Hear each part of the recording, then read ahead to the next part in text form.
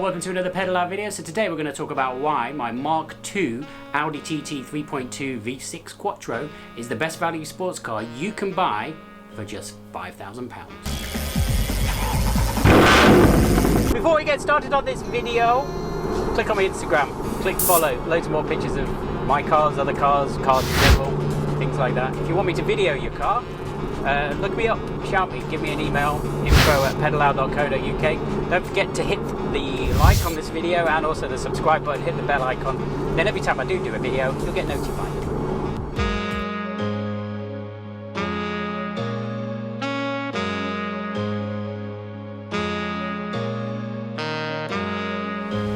Okay, so here's 10 reasons why I think this Mark II 3.2 Audi TT Quattro is the best value sports car you can buy for £5,000.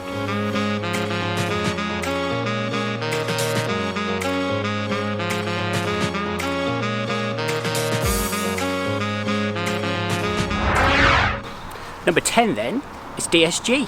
It's a double clutch gearbox for £5,000. Okay, so it's kind of early. It's one of the wet clutch versions, and I can't remember the last time I had one of those. Later ones were dry clutch, but it's a pretty solid, reliable unit really for a double clutch. And so far to date, the Volkswagen Group have sold like 26 million of the things.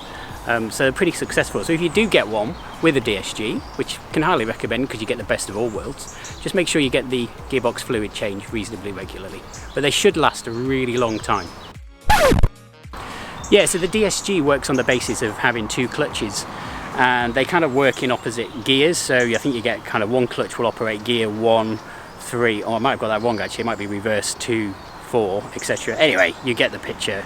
It kind of, you've seen it all before, but the point is you get cool paddle shifts and you get the benefits of an automatic, but also the fun of driving a manual, being able to control the gear shift yourself.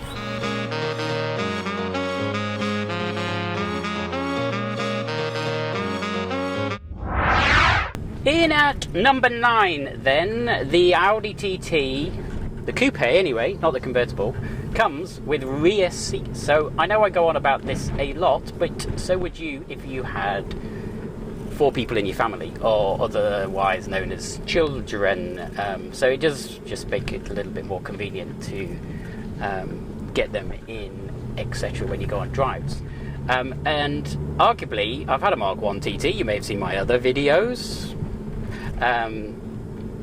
Arguably, the back seats in this car, rear seats, are a little bit more spacious, and you can just about, headroom's a bit cramped, but then it would be because the roof goes like that, can just about fit an adult in there. I wouldn't want to drive to the south of France sat in the back of there though. There's not many cars can compete with that. Often the TT is comparing with the Z4 and the Porsche Boxster. Both of those don't really have back seats. They don't have back seats at all. And for the money of this, £5,000, you're probably not going to be buying a decent version of one of those cars anyway. Certainly not one of this year, age, mileage and condition. I suppose the other alternatives are kind of zooped up 1 and stroke 2 series, but the 2 series obviously nowhere near 5,000 at the moment. 1 series definitely you're going to get rear wheel drive, but you're not getting a ground up built coupe like the TT is. The other alternative perhaps would be the VW Scirocco, but again you don't get the lovely V6 with the Scirocco, you only get the 2 litre TSI engine, and even actually the sort of latter rollout version of the Scirocco, the R, is it Blue Motion R, only comes in at 276 bhp. They call it 280 the model, I think. So this coming in at 250 with the V6, you know, it's not far off that. And also most of the Sciroccos are front wheel drive.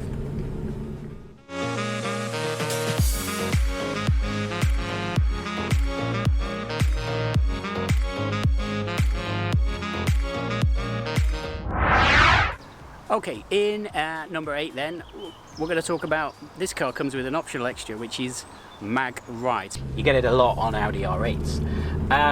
What does it mean? It means you get a firmer ride essentially. How does it work? Quite complicated really, but also quite clever.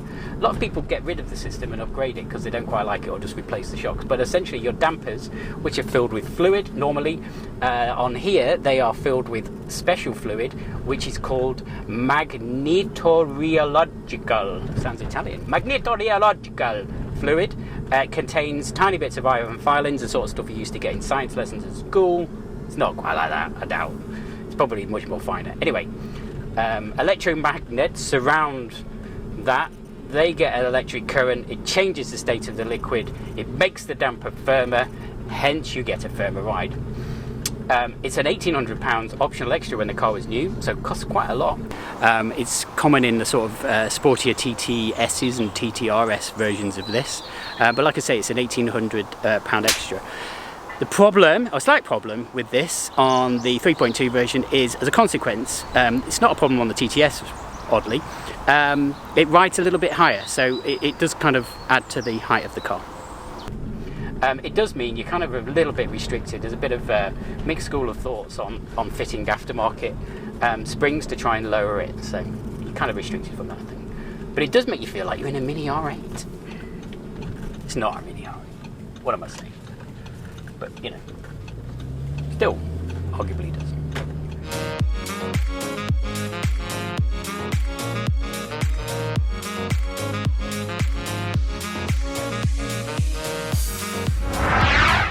Okay, number 7 then.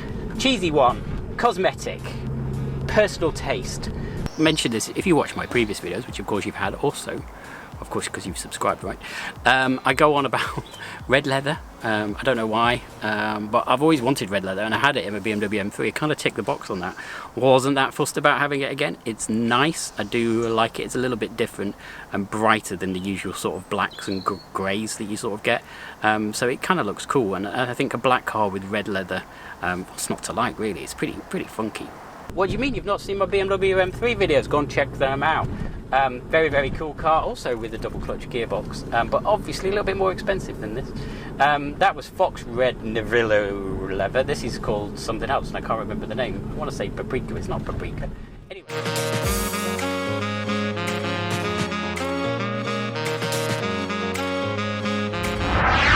In at number 6 then is this car. It's Quattro. We all know what that means. It's got 4-wheel drive, which uses the traditional sort of Haldex system that Audi operates. Oh, who needs 4-wheel drive these days? The reason I'm quite interested in it on the commute that I do quite often, it's a mix of roads, and often it's backcountry roads, it's the motorway.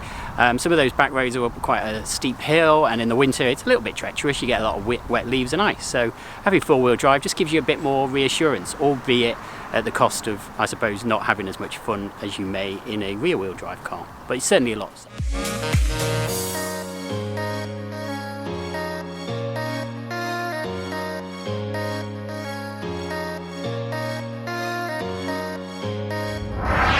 In the number 5, we're talking about 0 to 60 times. So if you're looking for a car around the 5k mark, there's not many that come in sub 6 seconds 0 to 60. So this car uses the same sort of 3.2 litre V6 engine that the Mark 1 used, but it did manage to get a much better 0 to 60 time than the Mark 1. But they sort of did a little bit more fiddling, and I've been unable to sort of find out exactly what they did, but it was good fiddling. So this car is actually a little bit lighter by about 30 kilos than the Mark 1, which when you look at them side by side, it seems a little bit odd, because this is obviously a bigger, more substantial car than the Mark 1. I think it shaves off almost a second off the Mark 1 version, and it comes in at just under 6 seconds 0 to 60 at 5.9, and in sport mode it is quick. Well, at least it feels quick, and that's quite nice. It does give you that kind of sporty car vibe, which, you know, I kind of like.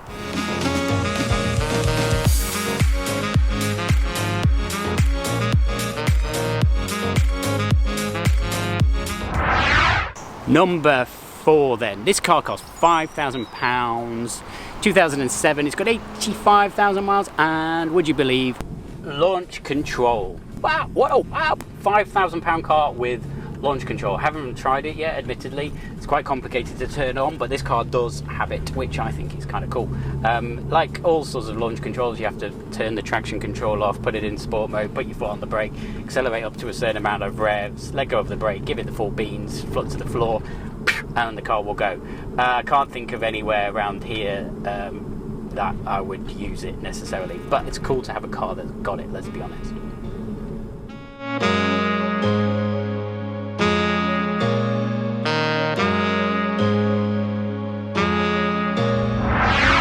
Number 3, this car, with all its sporty credentials, actually has a sport mode button. A lot of cars have sport mode buttons, but I quite like it. And a car like this, a TT, which is kind of coupe car, sports car type shape, it does need a sports mode button, and it has one. It's kind of odd, this car, because I mentioned one of the other numbers, it has mag ride.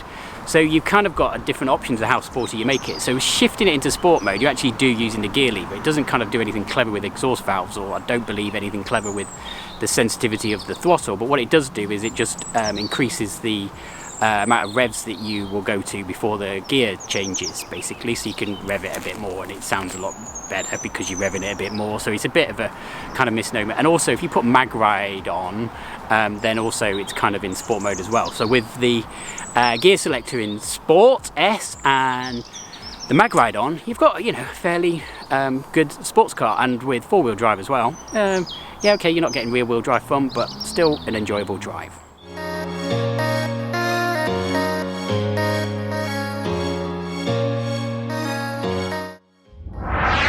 Number 2 then, the previous owner of this vehicle, this is a used 2007, so it's 13 years old now, 85,000 miles. Previous owner of this vehicle, who I purchased off, was kind enough to fit some aftermarket Audi TT RS wheels. They're the rotor arm type, 5 spokes, black stroke silver, which I think of all of the wheels that go onto a TT car, excuse my hair, look freaking awesome. Yeah, they're 19s with the kind of black and silver effect. I think it really sets the car off, and if you're getting a kind of early Mark II, then definitely a kind of worthy upgrade or improvement.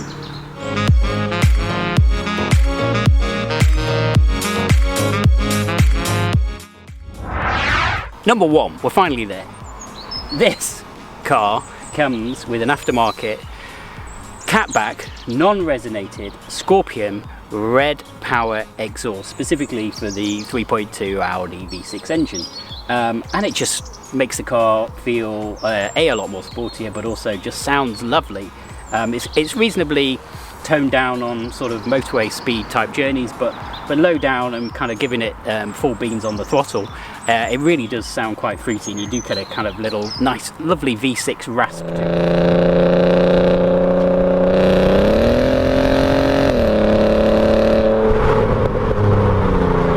Just brings the car to life. It's what the car probably should have come with back in the day, but obviously didn't. So yeah, if you are thinking about buying a V6 3.2 Audi TT Quattro, I can heartily recommend investing in a decent sports type exhaust.